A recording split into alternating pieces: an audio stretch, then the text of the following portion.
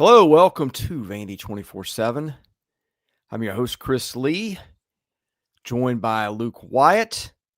We got a podcast for you today, as we usually do on Wednesdays, as I struggle to pull up the agenda. Here we go. Now we can get in the groove here. All right. Today, we will talk about Diego Pavia and Vanderbilt football following its 45-30 win over Auburn and its subsequent number 14 college football playoff ranking. We remind you before we begin, Vandy 24/7 football coverage is presented by former Vanderbilt kicker Joe Bulovas with Bulovas Wealth Management and of Raymond James. If there's one thing we all share, it's our lives are unique. At Raymond James, we believe that's worth celebrating because financial planning isn't just about numbers and figures. It's about creating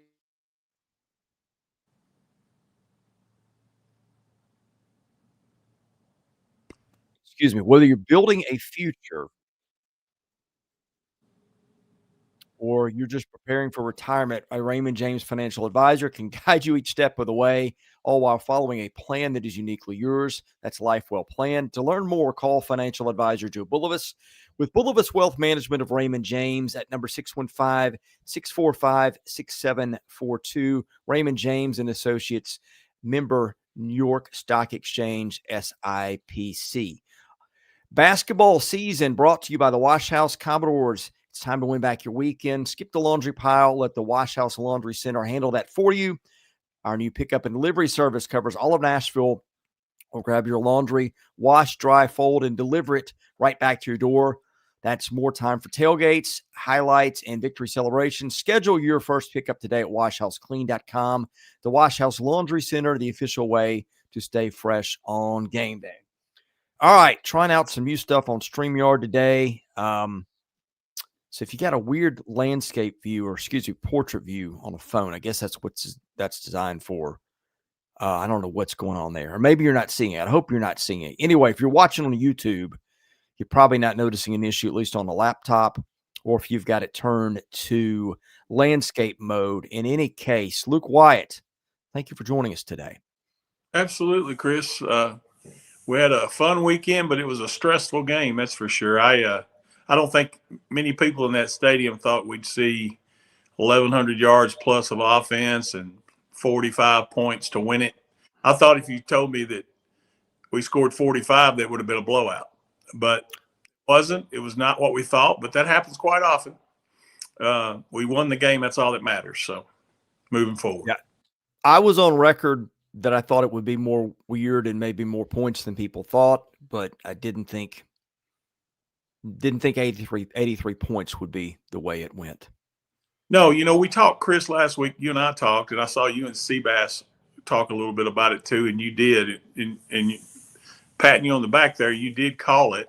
I said there was a wild card with their offense, and boy, did that turn out true. They went empty a whole lot. They did things that were uncharacteristic of what they've been doing. And I will say this. Now, we had some to do with it. I thought that quarterback played exceptional. Yes. Played that well. And again, we had something to do with it. We got his confidence going, I think. It was different, though, than the Texas game to me. To Texas, it was all missed tackles. Being in the right spot but not making the play. In this game, we weren't in the right spot a lot of time. We didn't set the edge a lot. The middle of the field was open. We didn't get there, at least in the first half, very much. I thought we did a little better job in the second half of getting pressure. But their pressure release was the middle of the field, right above the linebackers, and our backers didn't do a great job getting their drops. So therefore, he got confidence, got rolling. And they've got some talent, and we know that. We knew that all along, that they had talent, that Hugh was just not getting it out of them. Yeah, I mean, I think they've run into – look, I think most of it is on the defense or some of it. I mean, they've got blame there. But, I mean, I'll say this too. Like, there's been some guys that have played some unusually good games against him. Ashton Daniels probably, I'm going to guess, never played that well in his life. Garrett Nussbauer is making some pretty amazing throws. I think that you are seeing some guys have some really unusually good performances, which again, that does have a lot to do with them, but I don't think this is 100% Vanderbilt. No, it's not. But I will say this now, to take blame for Vanderbilt. We have started slowly defensively in just about every Yeah. game. And that what it does is get your confidence going from either your running game, passing game, quarterback, whatever it was. So therefore that sets the tone for the day. So we've got to do a better job. And I will defend this too. On the other hand, the first drives for both teams most of the time are scripted. So a lot of times those are the hardest drives to stop in the entire game. Yeah.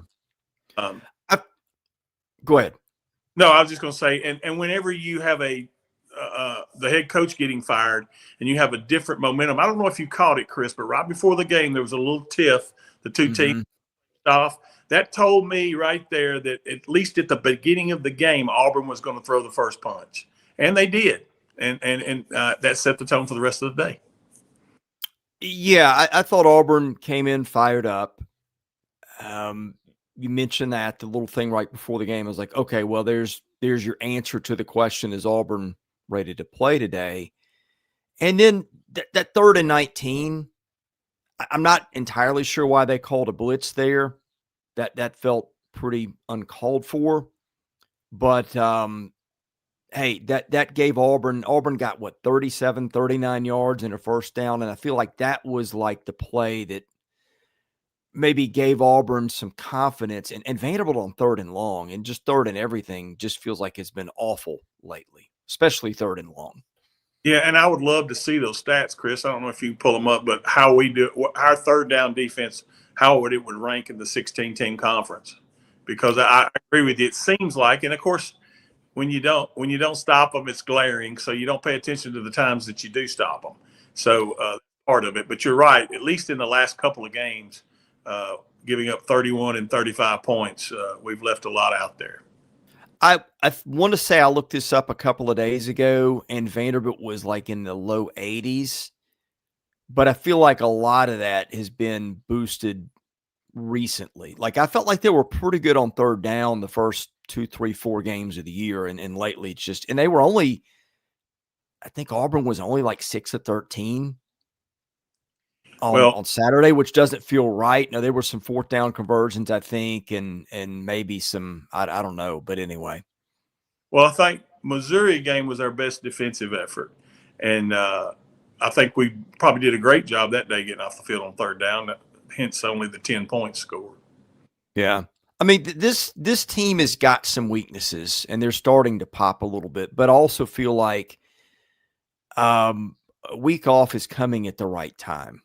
Perfect time. I couldn't be better. For us to survive Auburn and get to the off week, I think that's huge. I think you'll see a totally different team against Kentucky. Of course, I'm not going to try to predict the scoring anymore because when you think it's going to be a low-scoring game, it's not. And last 2 games, Kentucky's put up 34 against Tennessee and 30 however many against a Florida team that just basically quit the other night. I don't know if you watched that one, but, man, you talk about a team that laid down. Florida just laid down after the first quarter.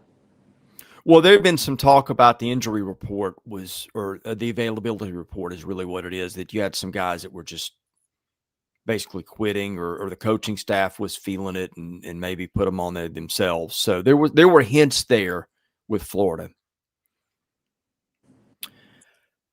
Diego Pavia, was that the best game you've ever seen a Vanderbilt player play? Because I don't know what would beat that.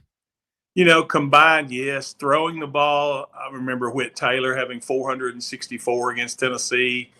I remember Kyle Schumer having similar numbers actually against Tennessee. There's been instances, but as far as basically putting a team on your back and winning a ball game, he and Eli Stowers together did that. Yeah. Well, Auburn hadn't given up more than 24 points all year, which is amazing. Like I said, yeah. If you gave up, we were going to give up 35. I said, well, that's an L. I thought 24 points would win that game. I think considering spot, how far down they got, what was at stake, who they were playing in terms of the defense, I think that's the best game I've ever seen anybody play. It was amazing. It really was. And when you go back and watch the highlights on Wheels, it's a man alive. It's so many things that I don't know any other quarterback in the SEC would do. You know, this Heisman talk and everything's one thing, but who does more for their team? If you want to describe it like that, there's no question he does more for this team than any team in the country. Well, I know better than to doubt what he can do, but I'll tell you this: the first half, midway through the second quarter, I'm like, they are not winning this game. Yeah, And even late into that, and even when they got the touchdown, like, okay, now they got a shot. But you knew Auburn was getting the ball to start the second half, and also Auburn tacks on that field goal late. I'm just like, man, this is just not going to be their day. Yeah. I mean, we couldn't stop them. They couldn't stop us. It was just a track meet. And again, when Vanderbilt and Auburn were playing, you certainly didn't expect that. Yeah. Yeah. Where was it going to go? Well, you know what it is though? Like, what is crazy is they score so quickly when they want to. Like, Yeah. it went from it feels like they're out of this game to they were taking control of the game. I mean, just like that. Well, think about last year and moving into this year. I always said was control the clock, run a bunch of RPOs, control the, get off the field and hold teams to field goals. That's the recipe to win. Well, the other day, the only thing we did that was within that recipe was the penalties. We only had 2 or 3. Auburn had like 11.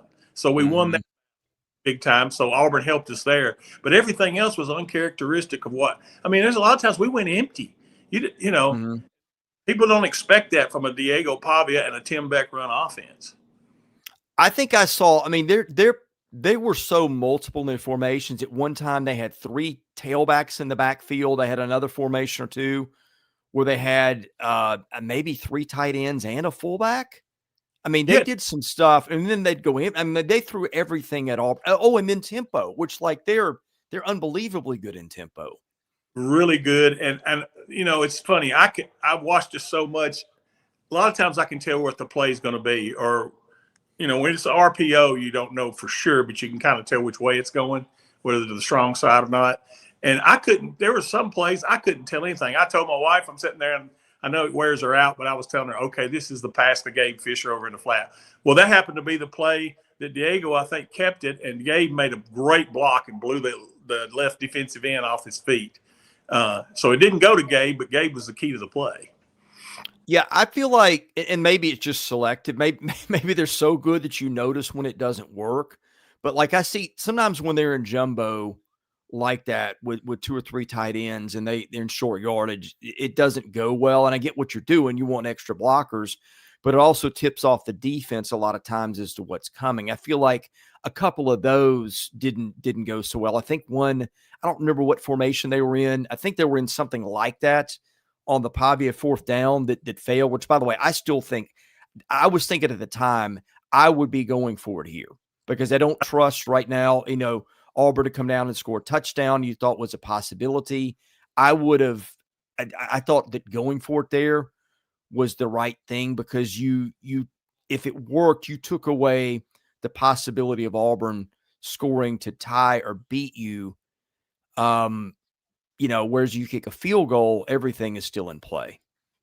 Chris, go back and watch that. I'm not so sure Diego didn't have the first down anyway. People have said that. Yeah. If he didn't get it, it was a football length. And the spot of the ball going for it on 4th down was also a little short. Now, it wouldn't have mattered because he got caught for a loss. But if that was the Missouri game and the game was going in that manner, I say you kick the field goal. But in that game, no one's stopping anybody. And I felt like it was whoever's going to have the ball last was going to win. You mean the play before? Correct. Yeah. And I think I remember people like that game happened so quickly you forget stuff. I think that live, I thought the same thing. I was like, wow, I thought he had gotten the first down. And then where the spot was where it was, it's like, well, I guess I just saw the play wrong. I haven't gone back and watched that one yet, but it did feel like I think I'd already, I'm taking notes and stuff. I think I'd already in my head gone, that's a first down. Now what? And then I look up and like, oh, wait, you mean they've got 4th and so I think in the moment I did notice that too. Help me with the rule on that, Chris. It used to be you could challenge something like that. I remember us beating Tennessee when we challenged a spot in Knoxville when James Franklin was here. Does that have to come from up top now to challenge the spot? I think it can go either way. Now, wait, are there different rules in the final 2 minutes? Yeah, that's what I don't understand. I don't know. Um, yeah, I mean, somebody in the chat will. I feel like in the back of my head, there's like a thing that you can't, that the replays have to be from the booth in the last 2 minutes, but I could be dead wrong on all that. Which that makes no sense because that's the most critical time. So Right. I don't. Maybe they need to look at that rule. Yeah, somebody throw that in the chat. Trace is good with that kind of stuff. He'll have it for us. But yeah, I just it was funny now that I think about it. I had mentally flipped to, okay, now they get a new set of downs. What do you Right. do? And I look up and it's like, wait, you mean it's fourth down? Yeah. So there's that. Man, I'm telling you what. I don't. I hate to ever make statements like this because I don't get to watch the rest of the country like I do the SEC. But he's got to be your player of the year in the league. I get that you got quarterbacks in all different stripes. Gunnar Stockton's doing great. Ty Simpson's had a nice season. I said I thought the head-to-head might hurt him. I think Diego's just had a better year than Simpson has at this point. Frankly, anybody. Sometimes we just, for whatever reason, we look at the passing stats and don't even post the rushing stats. I'm like, he's a top 10 runner in the conference. It's like people keep switching lanes on Diego Pavia, which tells you there's a lot of people that just can't stand the kid. Which I kind of get, but not real in a way. I don't like. I mean, yeah, he's cocky, but I don't see him out there doing egregious stuff. I mean, the Alabama game was one thing, and that was a bad look for him. We called it out. He's been, hasn't done anything like that since. But it's like at first, it's like, oh, well, he's not putting up stats. Well, okay, watch the games and watch the plays he makes. And then last week he put up stats as like, oh, well, Texas just wasn't serious late in the game. Okay, fine. And now he's putting up stats. And it's just like, well, he's not the best player or whatever. Like it is amazing how quickly people keep changing, moving the goalpost on Diego Pavia. Well, here's the reason why. Diego Pavia is one of those guys that you love if he's on your team, and if he's kind of basketball like what was the kid's name that played it? Marshall Henderson. He's a little bit like Marshall Henderson, that he does a lot of great things for your team, but sometimes you want to tell him to cool it. But you got to understand where Diego's come from and what he had to fight life. People don't look at it that way. I mean, Auburn grew up with a silver spoon in his mouth. He's not going to act like that because he's never had to. Everything's always been easy for him.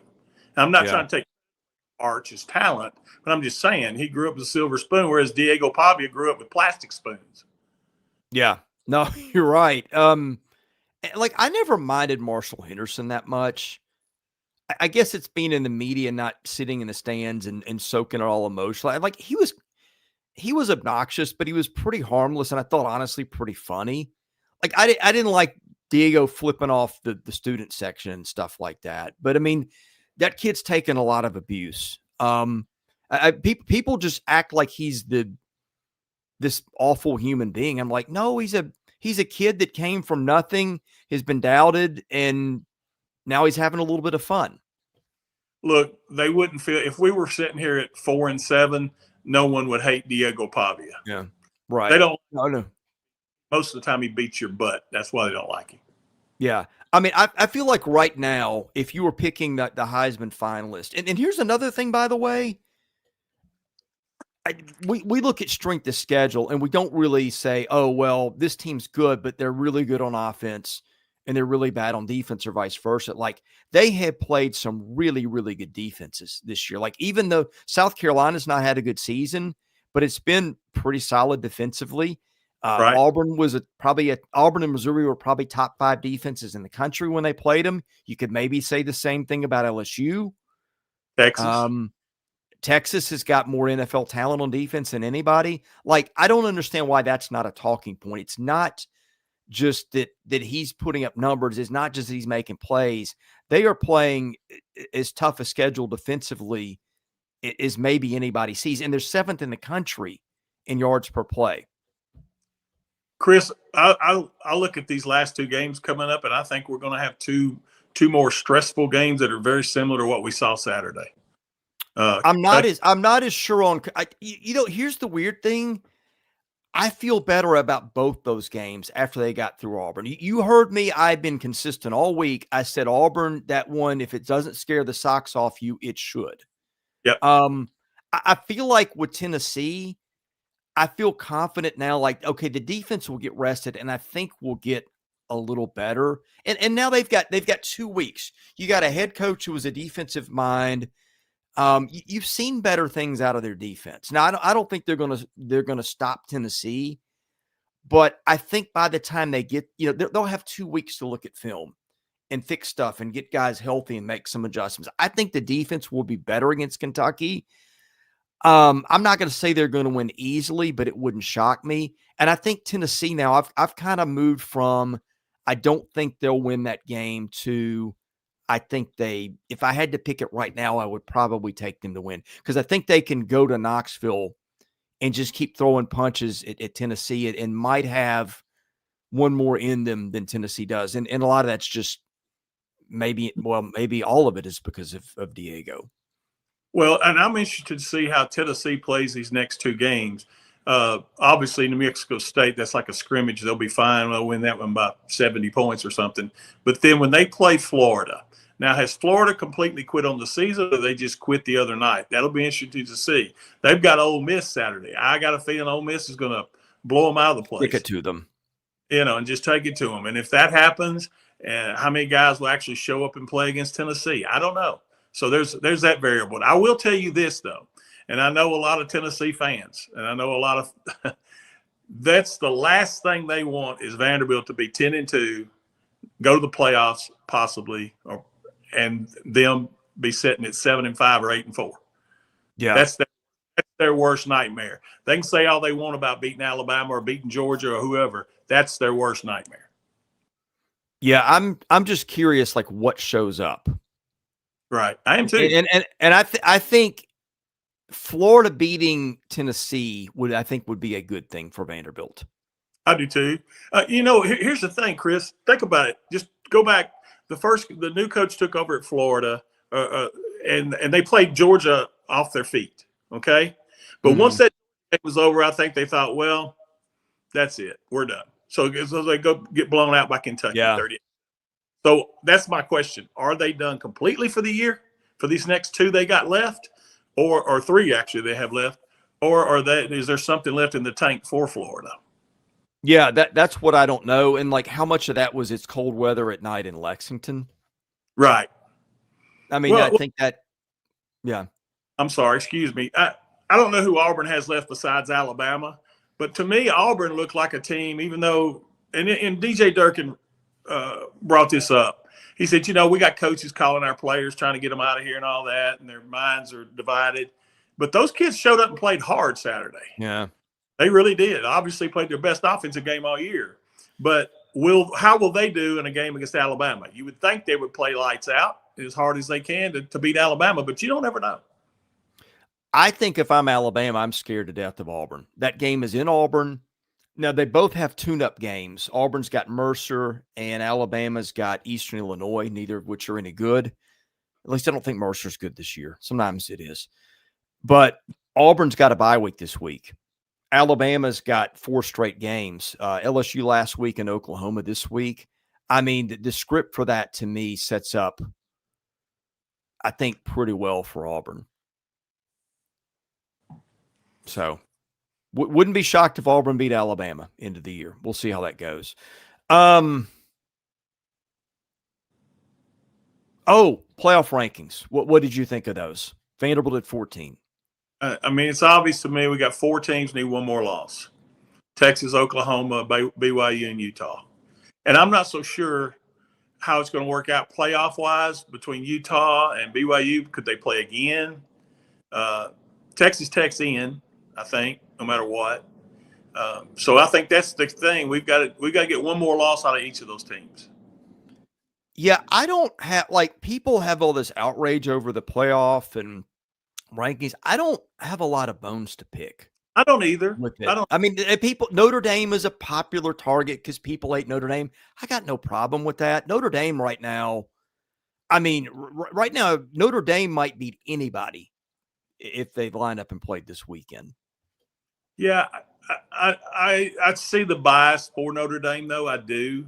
I get it. There is. And if it comes down to Vanderbilt and a toss-up with, say, an Oklahoma or Texas, one of two things are going to matter. Will they, Diego is a national story. He's not just a SEC or a local story.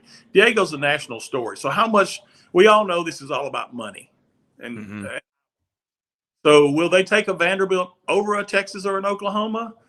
With Texas's brand, Diego alluded to it in a pregame thing where he said, yeah, they're Louis Vuitton and we're bargain basement. He said that. So how will that be viewed by the committee? Yeah. Yeah. Who knows? I'll tell you where I'm most off with the committee, and I get it, a one-loss team. I think that Georgia Tech and Virginia, particularly Virginia, are rated way too high. I mean, Virginia I don't think is that good of a team, and its resume is really not all that. I mean, best win would have been, okay, they beat Florida State at home, lost to Louisville, lost to NC State, both those on the road. Beat Washington State, North Carolina, Cal. I may have something wrong in Virginia's record here, but I don't, that's one that I've had an issue with. Yeah, I watched them a little bit because I have a friend, Brian Josie, who played at Vanderbilt's son, is the starting left guard for them, right? Noah Josie. So I watched them from time to time, and they're a good, solid football team. But I mean, are they as good as Auburn? No, they're not. So Auburn's what, 10th, 11th, 12th in the SEC? Yeah. Yeah, I kind of agree with you there. And I don't know Louisville. I watched them get beat, them getting beat at home.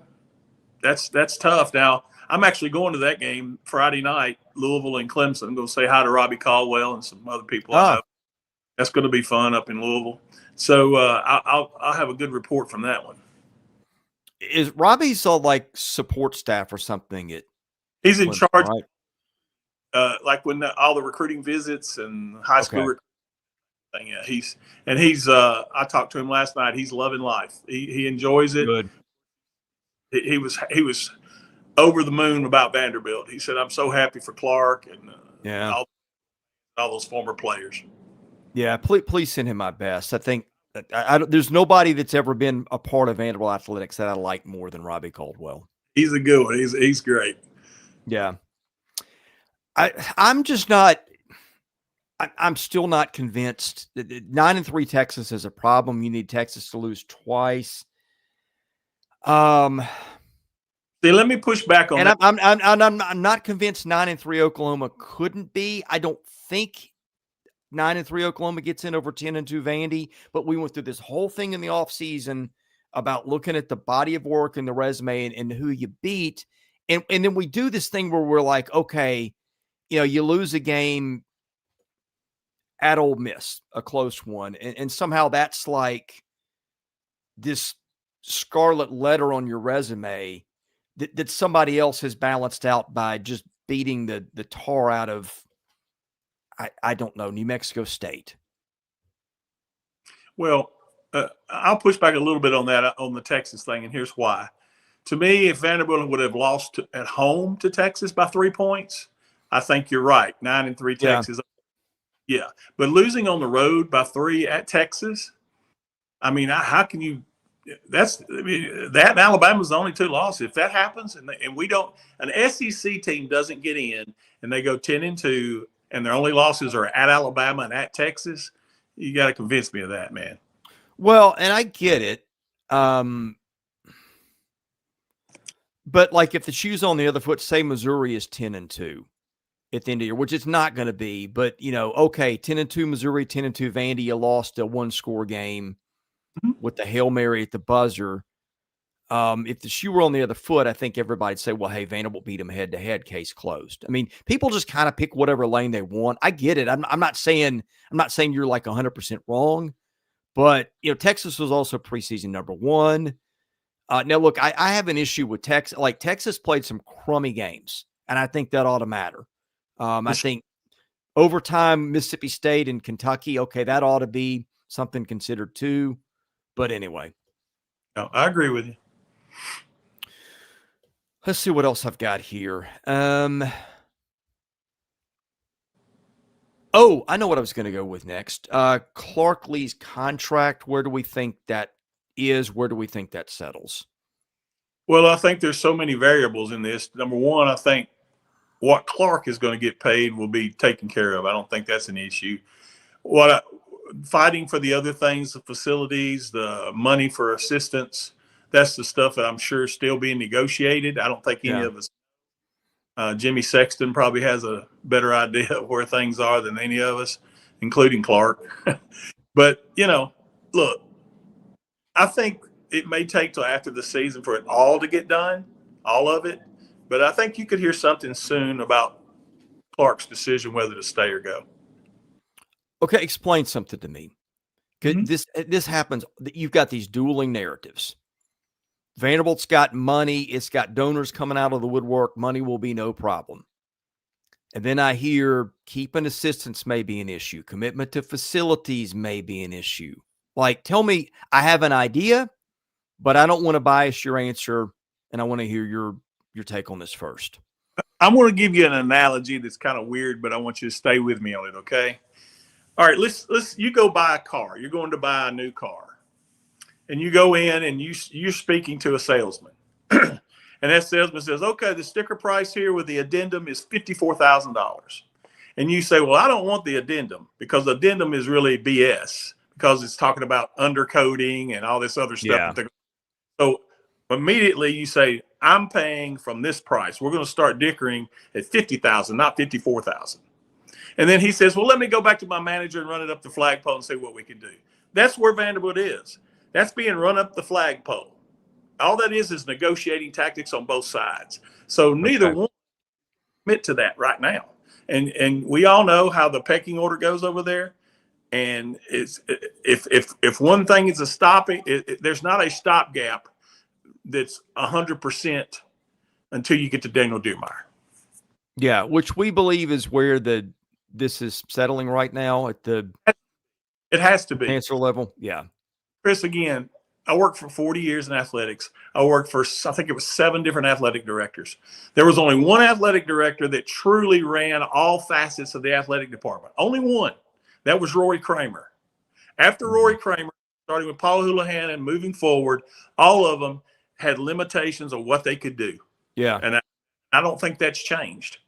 The school has run the athletic department as long as I've covered it. I mean, that's people have heard me say this before, but like if you understand it, and I didn't understand this for the longest time, when David Williams took control of the athletic department, even though he wasn't athletic director, he had the whole, well, we don't have an athletic. That was the school's chess move. Mm-hmm. There's only been one athletic director since we've done this, and it was the Malcolm Turner year. Everything else has been a power grab from the top, with 2 people who didn't go through an interview process. Both of them just took the job, and so you've had the athletic director has been controlled by the Kirkland wing of campus for 21 of the 22 years I've done this. Because nobody that was again that was a David move. David just said I'd like control of it, and Todd Turner, you're gone. Nobody was, clamoring for Todd to be dismissed from what I've heard. No, you're absolutely right. Now, a couple of variables there. When Gordon Gee was there with David Williams, Gordon nicked some stuff. I know that for a fact. He told David. Once Gordon left, it was wide open, man. David could do whatever he wanted to do because he was in Kirkland more than he was in the athletic department. Yeah. So, and then as time went on, those last couple of years, Candace, who had babysit his children and stuff and became real close, Candace really was doing a whole lot of making a whole lot of decisions there toward the end of David's tenure. Yeah, from what, like 16 on? I don't want to 16, get 17. Yeah. a date when it Yeah. all started. I just know that whenever I had any issues or whatever, and my supervisor, it was always, we got to run it up the flagpole to Candace. We don't want it to get to David, which was absolutely asinine. But and let me give you an example of how college athletics is run now. And Chris, you remember when it used to be a lot of the athletic directors were former coaches. Uh-huh. Not anymore. And you're seeing that at Tennessee. That they were upset with the Tony Vitello thing because Danny White basically didn't even know Tony Vitello. He just with him. He talked about it, and even in his press conference, he said, "Well, my lieutenants know the coaches. I'm too busy to know the coaches." So basically, they're just bean counters. They make all the decisions, sports and that type of thing. But when you go to football, basketball, sometimes baseball, sometimes women's basketball, those decisions, the big ones now, it's not made in a vacuum anymore by an athletic director. Negotiation. I'm just wondering how much of an issue still, given what we know about control. And again, I think Daniel Diermeyer is the best thing that's happened, but I still think you're fighting a state that had been set up and had run the place for a couple of decades before you got there. So you got to pick your battles. How much is the resource thing of, the old thing that existed for decades of, okay, dollar to athletics is, a dollar we don't get somewhere else. I mean, is that again, I don't think it's like what it was 4 or 5 years ago. I don't, for the record, but I still wonder how much there is an element of that, and maybe warding off of the money from certain parts of the school. I'm not reporting.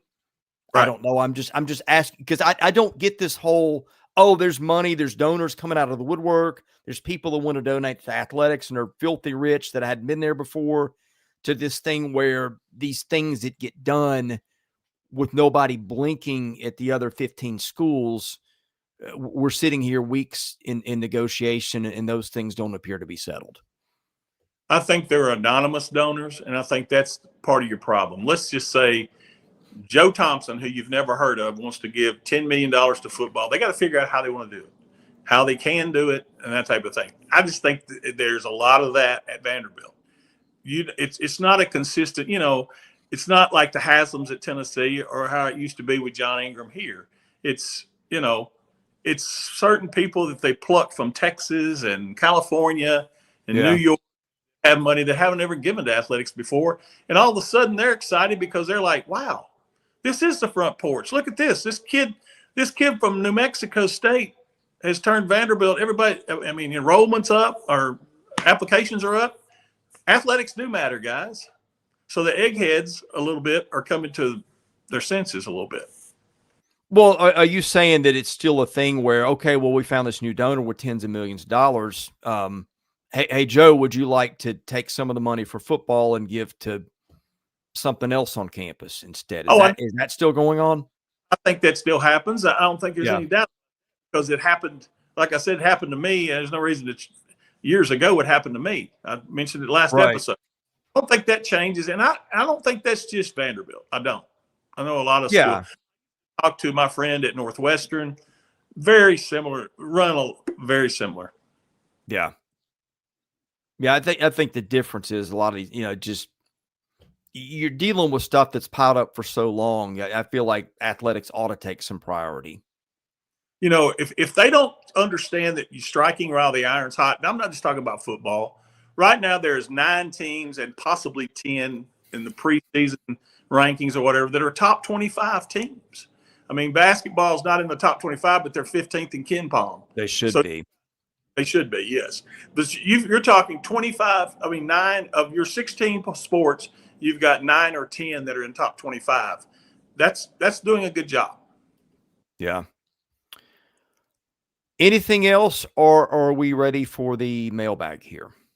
I think I'm ready for the mailbag. Okay. Let me find the mailbag. Here it is. Okay. Mailbag presented by Sutherland and Belk, a family-owned injury law firm. If you or a loved one has been hurt in an accident, give Taylor or Russell a call, 615-846-6200. See what your rights are and if they can help. The longest-running sponsor of the show. Really, really appreciate Taylor and Russell for what they've done. And hopefully you do not need an injury attorney, but if you do, that's your go-to people. Love those guys. Guest line presented by John Levin and Womble Bond Dickinson, also Game and Packaging Systems, leaders in end-of-the-line packaging automation. They're friends of the show. We appreciate them. Okay, the mailbag. Amberjack Door, how concerned are you with the defense right now? I'm concerned with the wear and tear of the season on them because let's go back to game one. What are we as a defense? What's our identity? Our identity is to run to the ball, rally to the ball, make tackles in the open field, and hold teams to field goals. Okay, well, we've let go of the rope, so to speak, in the last couple of games to where we haven't tackled well, we haven't rallied to the ball well. Getting back to that after the off week, I think, is a key, and I think it will happen. You know, something somebody brought up on the board, their defensive backs do not make aggressive plays on the ball. And that, like, something I really liked about Jesse Minter when he was here is they did that and they got some picks that way. They don't do that at all. And they also do the things that defense is designed not to do, which is break. Right. And I will say this now, and I'm not defending Clark or Steve Gregory or Bob Shoup or anybody, but when you've been able to win and they look up at all you look at is they keep that scoreboard. Left is win, right is loss. And we're sitting at 8-2.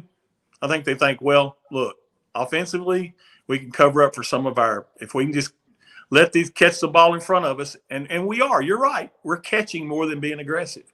And I think that's by design. Yeah. Well, that's if they get to the playoff, they're gonna take an L pretty quickly unless they fix. I mean, you just get the thing is you just got their offense is so good, it's just got to get a little bit better. And I don't see a path to it without that. See, and I think it will. I think that we're not looking at how much time off your feet means this time. Well, yeah, I was about to correct myself. You're right. I mean, the time off is going to help them. I'm not going to say there's no path because that will. Yeah, it has to. It has to help them. And then it's look, every coach that's ever been at Vanderbilt, when you get ready, if we beat Kentucky, every coach has been at Vanderbilt. The week of the Tennessee game, you don't have to say nothing. If you have to say something, then you're not going to win anyway. You've already lost. Yeah. Black Gold VU, how does the stadium atmosphere in the past couple of games, LSU, Missouri, Auburn, compared to those in y'all's past experience? For me, I mean, it's been that way a couple of I'm so old, it goes back to when it was full of Vanderbilt fans. In the 80s, even when Watson Brown wasn't winning and George McIntyre was there, we would have 41,000 people and 40,000 of them would be Vanderbilt fans. But that was pre-Titans, pre-Predators, a lot of things, I guess, so it was great then. But what they've done, and I want to give athletic department a ton of credit for this, the game day atmosphere is better than it's ever been, ever. Nothing. The DJ stuff, the music they play, the choices, the timing of it, they've done a great job. They have that part of it. We're still at, it's usually around 23 to 25,000 Vanderbilt, and you've still got 10 to 12,000 of the other fans. But we're getting better at that as well. Yeah, no, you're right. It's the best I've ever seen. I mean, Franklin, those years you might have had more Vanderbilt fans by percentage, but I don't ever remember it being this electric at times. And that, again, that's even with a lot of visitors in the place because their stuff with knowing whoever's doing that stuff. Yeah. Like turn the music like that. They deserve a raise and hey, tell us what you want. The only thing I would change, I think you could bring in a DJ and just make it electric the whole time. Yeah. But that's not much left to do. They have killed it with that as much as they've killed with anything in recent years. The most exciting thing to me has been seeing a lot of dads at the game and a lot of families at the game. So you're getting new finally. And of course, it takes winning to get people to spend their hard-earned dollars on it. And right now, the Titans are down. The Predators are average as grits. So, it's probably the best game. Kind. Vanderbilt basketball and Vanderbilt football is the best game in town right now. Pepperdor VS. How about a coach as Hugh Freeze to have his team transform into a playoff contender post firing? Well, I hate for Coach Freeze how it happened. I don't know him at all, but I don't wish anything bad on him. I know he's battling some health problems. Yeah. I'll be honest with you. Yeah, obviously he didn't do a good job. Whether he was separated in his mind because of those health problems, I don't know. We don't walk in his shoes. But, yeah, it would be concerning to me if you put up 38 and the most you put up is 23 and you're supposed to be an offensive guru. Who finishes higher? This is from NBA Door in the AP poll: Vandy football, Vandy men's basketball, Vandy women's basketball. Well, if we win out football, but between the other two, I would say women's basketball because I've watched them play twice and they're really, really good. They could be top 4 in the conference. Men could be too. Men are awfully good. I still have some doubts defensively how good we are in men's basketball, but it's so early, you can't tell that yet. Yeah, I mean, my gut is men's basketball, but you got the football team sitting here at 14 with winnable games. So, yeah. Let's look at this, Chris. Where do you think they would finish in the final poll if we win the next 2 and then lose in the first round of the playoffs? But we'd still finish in the top 20, right? Oh, yeah, easily. Yeah. Probably the top 12. Mm-hmm. Yeah.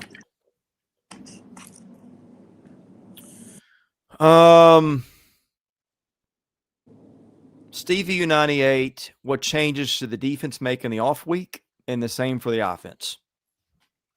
Well, I think it's just more of the same. That again, it was 2 different reasons for the defense looking bad in the last 2 games. It was missed tackles in the Texas game, and it was not rallying to the ball when you did have a missed tackle. That instead of downing the ball at a 20-yard gain, they're getting 60 or taking it to the house. The other day, it was getting caught off guard with a new offensive scheme and also a hot quarterback who we allowed to get hot because of our poor defense starting the game. More from Steve. What areas do we need to improve to beat Tennessee? I think the Tennessee game is going to be one we got to outscore them. I do. I think their receivers are elite. Aguilar, when he has time, is a good quarterback. I'm not sure that there's anything different we have to do except don't get beat over the top for those long passes where you make them take a little time to score. Here's one: force more than a turnover every other game. Oh, I agree with that. No doubt. Yeah. We haven't. We do have to keep our penalties down like we did against Auburn because if our penalties had matched Auburn's, we wouldn't have won Saturday. That actually might have been the difference in the game. Yeah. Steve had a question about the third down play, why it wasn't reviewed. We hit that, and people in the chat saying that's got to be Booth initiated. So, I mean, hey, here's another thing. Couple of things went against them. I mean, that touchdown on the press box side where there was that was a hold, that was a takedown. Now look, they've had 1 or 2 go their way. The Missouri hold could have been called on the biggest play of the game. So I get that. But anyway, it didn't. I mean, and although Auburn did get whistled for more penalties than Vanderbilt did, not saying that was undeserved, but I've never it did 4 face masks in one game. More face masks? There was 4. I think it was 4 against Auburn. Oh, 3. I want to say there was a 4th one, but maybe not. That's a lot of face masks in the game. Midge VU explained the attendance Monday night at the women's game versus Furman. He says that's a joke, so I guess you don't have to answer that unless you want to. So I don't know what that means. No. Well, Shea Ralph complained, said there need to be more fans in the building, but I think that's going to be a minute before that happens. If you had to put money on it, will Tennessee Tech put the Wildcats to bed for us? Wings up. Listen, I'm very intrigued by that game. Yeah, I've watched Tech on film. Pretty darn good, man. That they really are. Now, will they hold up on the lines of scrimmage? I don't think so. But, you never know. If Tech comes out, the Kentucky turns it over a couple times, Tech could beat them. Do they run like a gimmicky offense or defense or anything like that? They're pretty straight, really talented quarterback, a couple of good running backs. They're solid. I mean, for the level of football they play, they could play for that championship, I think. Raiders 1967, Luke, with the trip to Knoxville coming soon. Can you share how in 95, a 38-point underdog Vanderbilt team went to Knoxville, led late in the game before losing 12-7? What did you see in the team the day before it gave that special effort? Well, for Vanderbilt fans, this is going to make you even more mad if you didn't see this game. We were ahead 7-6, and of course this was before replay. We stopped on third down with, I think there was 2:38 to play, maybe something like that, 2:30 something. So we're going to get the ball back up 7-6. After the play is ran, or during the play, a flag comes out. Jay Stallworth lined up in the neutral zone. Go back after the play. After the play, well, after it started, it wasn't like as soon as the ball snapped, you throw it. It was like they threw it incomplete, flag came out. So I thought it was a hold or something like that. And then they say Jay Stallworth, number 89, lined up in the neutral zone. And you go back and watch film, didn't happen. Yeah. But that was for replay. And then when like I've told this story before, I had a referee tell me one time, Luke, if y'all beat Florida today, it cost the league $1 million. That's a referee telling. So you can say what you want to about things being not fixed, but being biased. It happens, not just to Vanderbilt, to a lot of teams. ACAR 11, we all know Vandy's overdue for a stadium song. May I suggest Family Tradition by Hank Williams Jr.? I love the Johnny Cash thing that we do before the game. You can go on for a long time. Yeah. That's good. I still would like something a little, Motley Crue-ish when the team comes out of the tunnel, the little Kickstart My Heart, something like that would be electric. Yeah. I think they've done a great job with everything. I can't nitpick on that. Yeah. And the Phil Collins thing in the fourth quarter, is that the first time they've done that? That was pretty cool. They did it. What was the other night game? Was it Missouri? It seemed Missouri. Charleston Southern. But they've done it once before, I know. Same thing with Shout. Excuse me, pardon my language. They've done that every game except one. I think they missed doing it in the Missouri game, but the Shout thing is really good too. They usually time that really good. Yeah. Again, they just I cannot. I think of all the things that are stunning. I mean the season obviously, but just like the atmosphere. Yeah, just in like that. Everybody loves that Phil Collins song. Mm-hmm. Like that's something. Like, yeah, I just whoever's pulling the strings with that is doing a phenomenal job.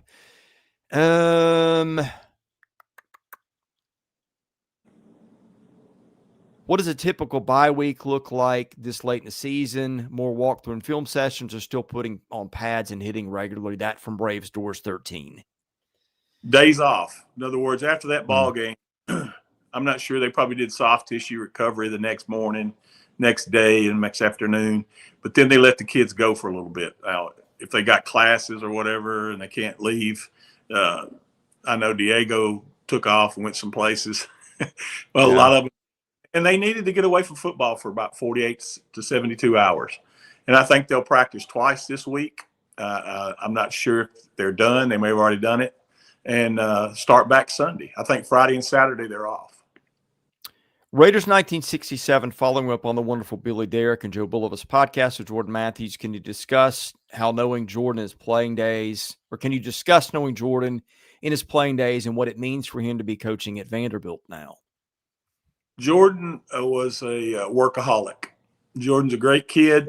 I mean, it was more like, he would come in. He's the kind of kid that would come in the middle of the day and get a bag of footballs and go outside and work on the jugs machine when between classes. He's just the kid worked his way into being a great receiver. to be a coach fits him to a T. The best practice player I've ever seen at Vanderbilt, hands down. Yeah, I'll tell you another one who rivaled him was Trent Sherfield.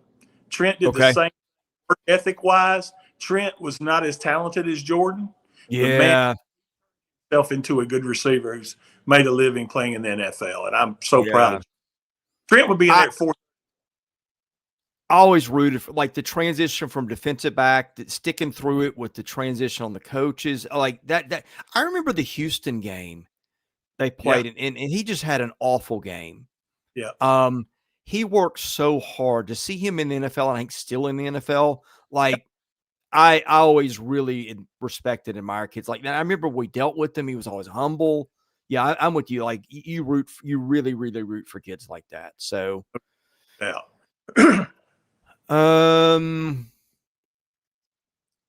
More stuff about the defense I think we've hit. Okay, Foghorn, where are we most banged up? What position groups have the best opportunity to improve with the bye week?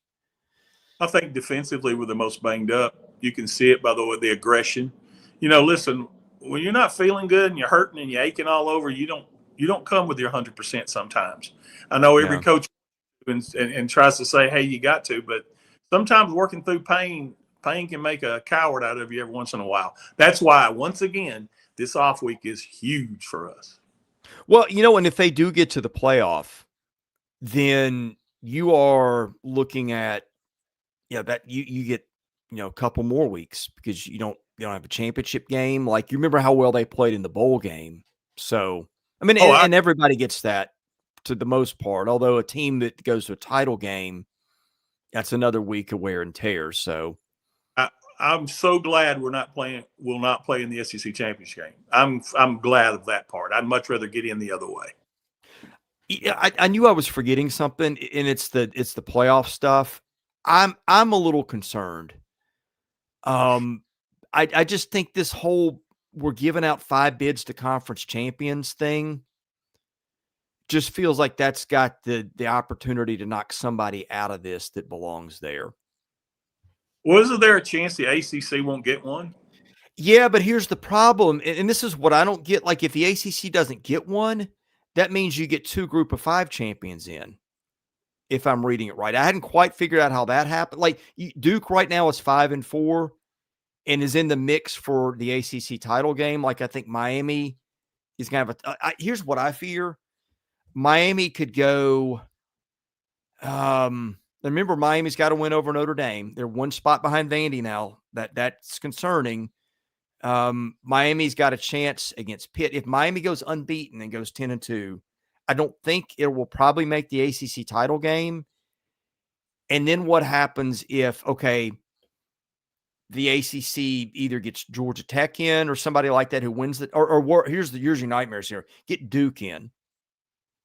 Wins the title game. You could either Duke is in the playoff at that point, or you're looking at maybe, let me see how I've got. You could have, I think, potentially South Florida, which is ranked, get as bid as a conference champion, and James Madison out of the Sun Belt, which I don't think is that different from South Florida. So then that's where I start to get concerned, is now you've stolen a couple of bids by teams that don't have any, or one or two. That's what I'm worried about, because you're starting off for 7 spots to begin with, instead of what I think should be, I don't know. I just don't like 5 conference champions getting auto bids, but that's what we built into the system. Yep. If we go 10-2 and we don't get in, I'm going to be just as happy, because I know we're deserving, and that's fine.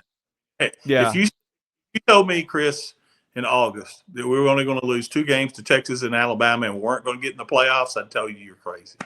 Yeah. I've been working on this article to kind of spell all of it out. And it's just so complicated. I'm like, I don't want to miss something. And my time to write expanded stuff that takes actual hours of thought is just not what it used to be. But I've been working on that to kind of lay it all out. So anyway, hey, Luke, thanks for joining us. You got something else before we go? No, I'm good. All right. Thank you guys for watching. God bless you. We'll see you again soon. Might have an episode of the podcast out tonight. We'll see. No promises. But anyway, thanks for watching. God bless you. We'll see you again soon at Vandy 24/7.